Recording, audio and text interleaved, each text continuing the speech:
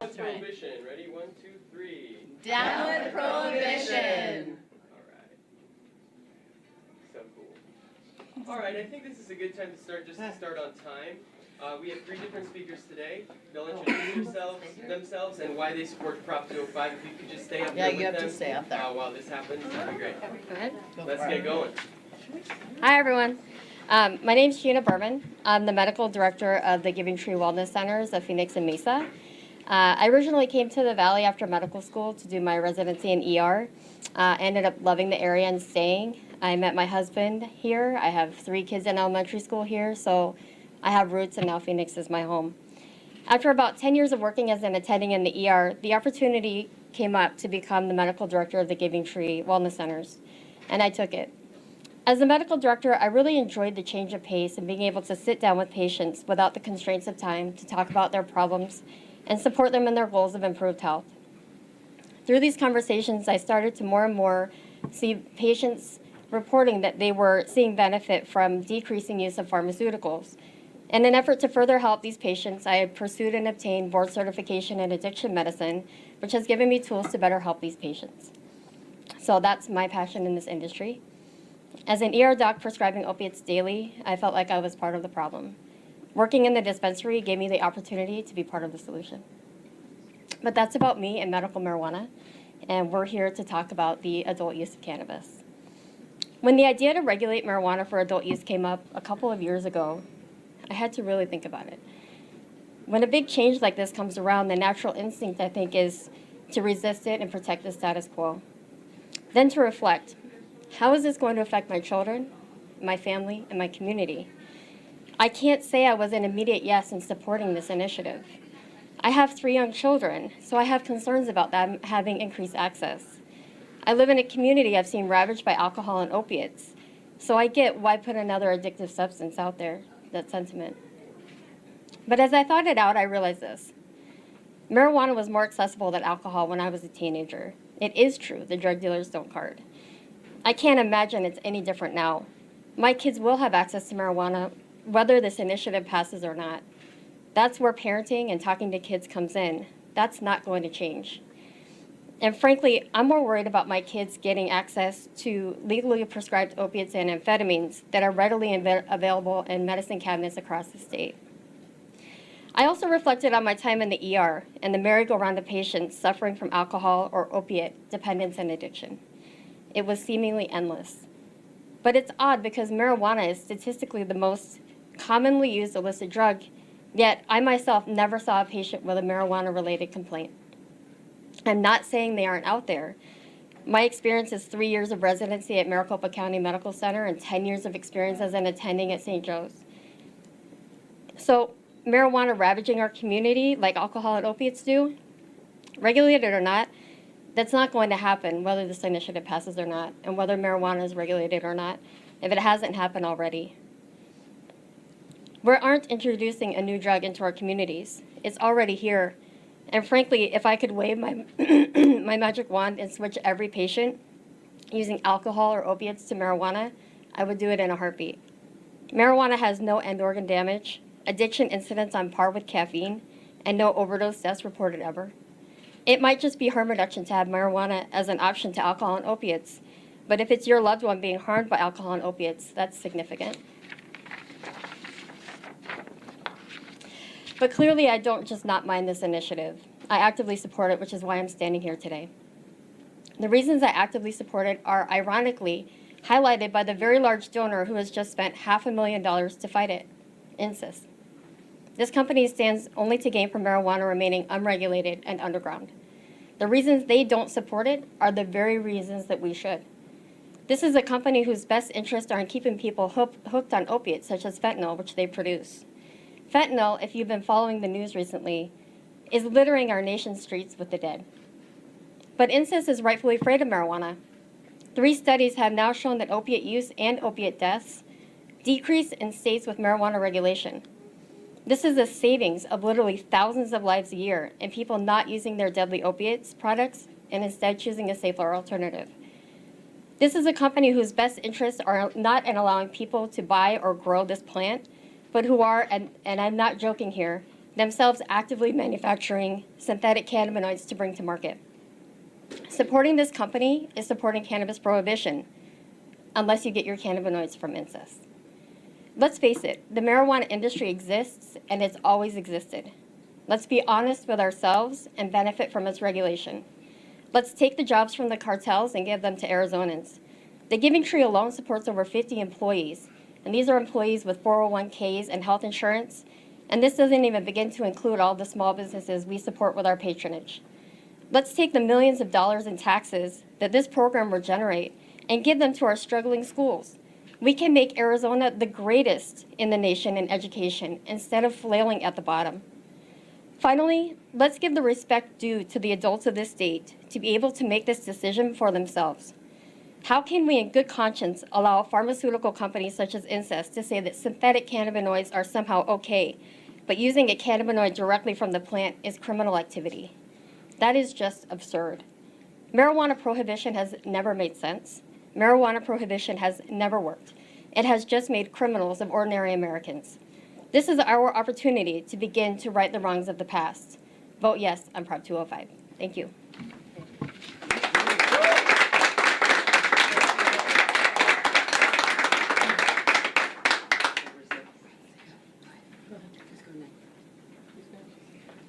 Go ahead.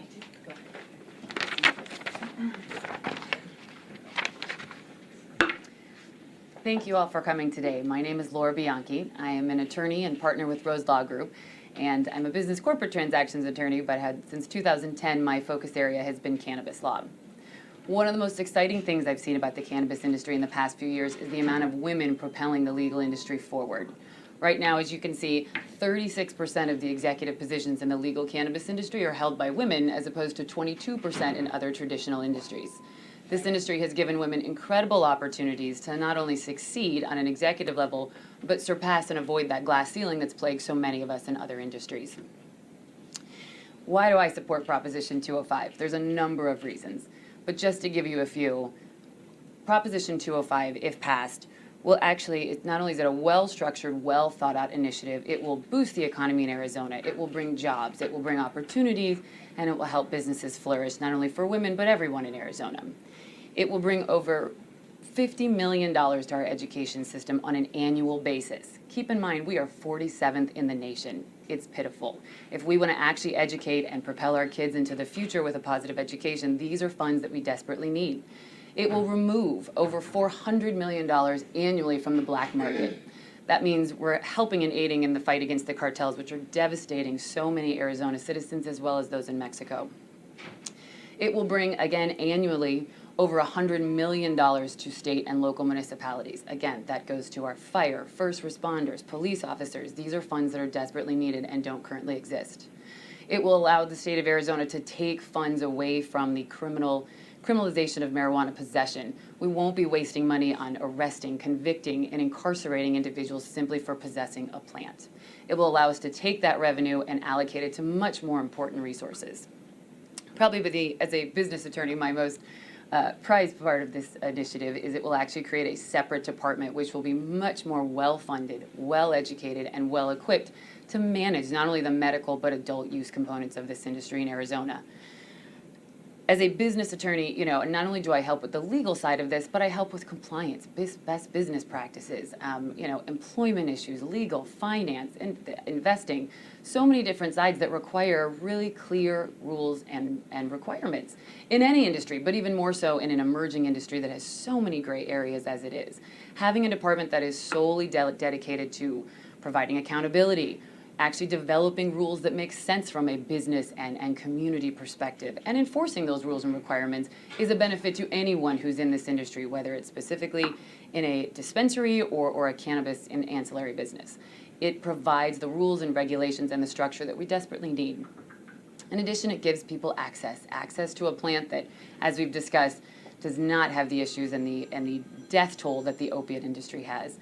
You see who's contributing to the No campaign. They have gone through Arizona for the past year and said how cannabis is horrible for you. It's going to kill our kids. It's going to turn them into drug users. Yet they just accepted $500,000 from a pharmaceutical company that produces opioids. which kills more kids in Arizona than marijuana has ever. And I don't think we actually have any record deaths from marijuana. It severely undercuts their story. Apparently, it's horrible and deathly if you want to consume cannabis from a plant perspective, but if you take a synthetic form from a pharmaceutical company that's attached to a check, that's fine. I urge you, read the initiative. Take a look at Proposition 205. I promise you, you will be surprised that the fear-mongering, the lies, the nonsense that's out there is not supported by the actual language of the proposition. Make a decision for yourself. Don't read what's on Facebook and social media. This issue does not fit on a bumper sticker. Take a look at Proposition 205, and I think you'll come to the same conclusion that I am, that it's good for Arizona, it's good for women, but it's good for the community as a whole. Thank you.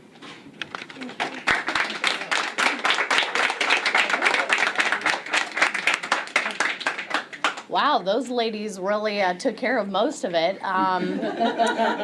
But I come from the science side. I've been in the legal cannabis business since 2010 in Denver. We don't have your name. Sorry. That's a good point. My name is Jennifer Murray, and I own Carbon Blue Consulting, which is a science consulting firm that helps with third-party labs, in-house analytics, auditing.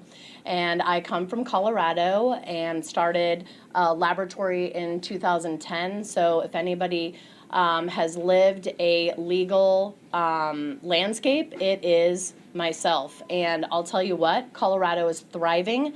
I believe when the vote went down to end recreation or to end prohibition in Colorado was November of 2012. Our unemployment rate was at 7.7. It is currently about 4.3. We also gained $1 billion in sales in 2015. And coming from the science perspective, this plant is unlike any other. It has over 500 constituents. About 483 of those are unique to the cannabis plant, and we are just scratching the surface. So to not be part of ending prohibition is not supporting medical studies that absolutely need to be done with this plant. And since the DEA decided not to deschedule, but they allowed us supposedly to apply for clinical trials and such, so that's good. But I also want to make sure that that you voters are aware that cannabis is a Schedule I drug, which says that it has no medicinal benefits. Yet the United States government has a patent on this plant. I encourage you to look it up and familiarize yourself with it. So if anybody's lying to you about this plant, it is our own true government who supports pharma big time. And as both of the ladies have said, that it's pharma that is pushing against this because they know that cannabis has a million medicinal benefits, and just give us a chance to prove that through science. Voting for 205 is not bringing cannabis here. Cannabis is already everywhere. All it is calling for is to regulate it, to keep it out of the hands of children. That is the most important point. We also have a ton of regulation around packaging, and you will get tested product if you vote yes on 205. Thank you.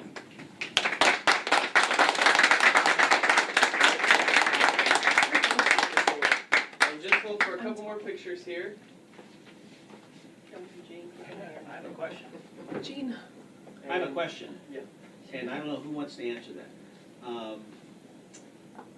Maricopa County traditionally has not really welcomed the marijuana industry here, especially the county attorney, Bill Montgomery. I was with him yesterday, and he does not really endorse 205. You have an uphill battle with him. Somebody Laura, do you want to take the podium? Thank you. Yeah. Sure. Our attorney representing us. I have the utmost respect for Attorney Bill Montgomery. However, unfortunately, he's incorrect. If you go, I mean, you can look through his Facebook site and you can see the different things that he's asserting against Proposition 205, and they're simply not accurate. He said this is going to affect employers. You're suddenly going to have to keep people on staff who are high, who are somehow impaired. It's nonsense. If you look at the language of Proposition 205, employers are still absolutely able to regulate in their workplace. You can prohibit people from consuming, from possessing, certainly from being impaired. It does not take away employers' rights. He said, there's nothing in there that will stop basically DUIs for marijuana impairment. Again, absolutely wrong. If you look at the language of Proposition 205, it clearly states there is nothing in the proposition that prohibits the state or local municipalities from preventing you from driving or operating any sort of machinery, whether it's a car, a boat, a tractor, while you're impaired. So, he's clearly against it. Again, I think just his accepting of this last donation really undermines a lot of his arguments. If marijuana is so bad, then why would you accept something from a company that, again, produces opiates and has in the works synthetic cannabis product? It just doesn't add up, and it doesn't make sense. And I support everyone's opinion, but I think that, he's selling sort of a bill of goods. And my answer is always read the language, read the proposition, and you'll see what's actually in it and what's actually not. And I think that makes clear why his opinion is wrong in this case. You face a Sure. bigger battle statewide. I mean, this is traditionally a Republican state, and they've been traditionally against any kind of marijuana. You got the medical marijuana We approved, did. but for recreational use, that might be a tougher battle. How do you answer that? Again, I think it's impressive, even the medical program. I mean, keep in mind that we passed that program in an off-election year. There was no presidential election. It was not, not something where you would have historically had a huge amount of voters, and we still passed the medical program, and it's been successful. And I speak with a lot of people in my industry. I speak with every different realm. You have industry people, you have business, I have investors, I have people from all across the United States and around the world who are interested in this industry. And I think you'd actually be surprised how open to it most people are, that they see it as a legitimate business in the same way as any other business, and they're not opposed to it. Certainly, do we have an uphill battle? I think because you have some fear-mongering going on and some nonsense out there. However, I also think we have a really great industry that's done a wonderful job, including MPP, of educating people, of providing them with the actual accurate information. And I really think that once they understand what's actually in Proposition 205 and what it does for Arizona as a whole, especially from an allocation of funds perspective, I think you'd be surprised as to how many people are in favor of it. It seems odd that you're favoring the taxes to go to education. Sure. Why is that? Why is that odd? I mean, you're using a recreational use of a drug Sure. to finance education. Well, first of all, in this state, being that we're 47th in the nation, Yeah. we certainly need funding from somewhere. We've been, again, they've been very slow to approve any sort of additional taxes. Our teachers are underpaid. Our kids are simply not being educated. We're producing just a generation that doesn't know how to read. And so, to me, this is no different than any other legal industry. The alcohol industry is not for children. It doesn't mean it should be prohibited. And certainly if they said, woke up tomorrow and said, we're going to change the regulations so there's a tax on alcohol that goes to the education system, I'd have no problem with that. Doesn't mean I want kids consuming alcohol, but I'm happy to take the funds from it because it's going for an adult use industry. I don't think one has anything to do with the other. I am not purporting that we have kids consuming in any way, shape, or form, but I am happy to take the tax revenue from it. Can I make a comment really quick on the, Let me get your name again. Laura Bianchi. Spell that for me. Laura, last name is B as in boy, Ianchi.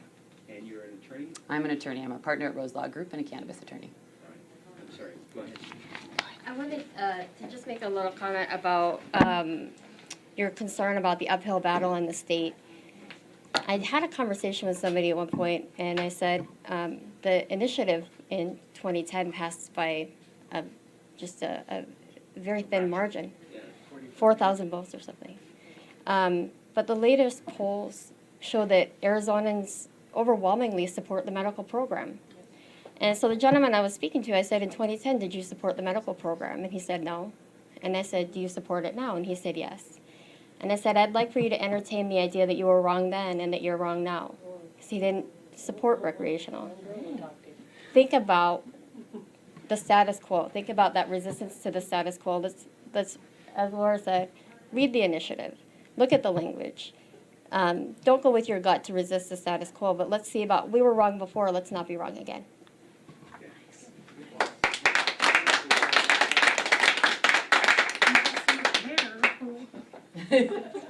Thank you so much. All right, Everyone thanks, for being here. Carlos. Can I have three speakers? Yeah. Right. Just to hold this. Sure. All right, wonderful to And I meet can you. take a picture. You in the middle, I feel like All right, everybody, you can see that press conference just wrapping up there. We're going to take you out to New Hampshire.